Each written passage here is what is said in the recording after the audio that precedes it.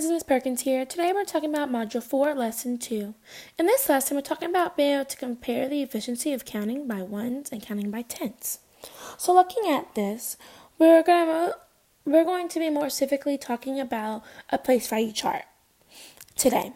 And we know a place value chart says what the value of each number is.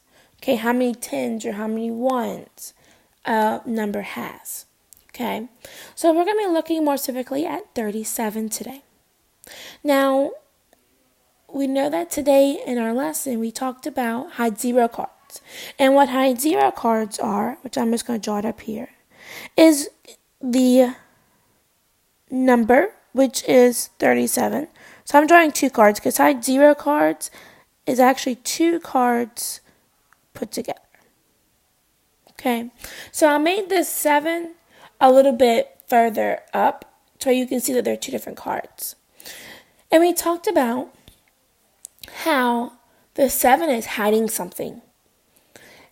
And we know that it's hiding something because that 3 isn't just a 3.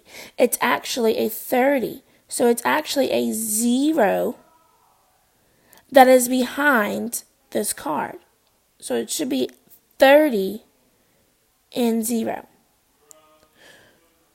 30 and 7, excuse me. So we know that 3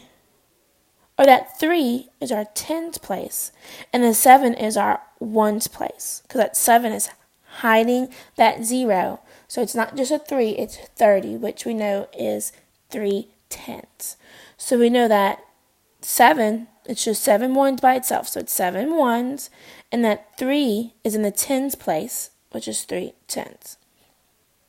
Another thing that we talked about is that in first grade, we know that it gets a little more complicated as the grades go up with this. But we talk about how in first grade that we go for the number, we go to that digit that's all the way to the right. So 37, the digit that's all the way to the right is 7. And we know that is our ones place. We know that is 7 ones. Then we go to the next number going from right to left. So we was at all the way to the right. Now we go 1 over, which is 3.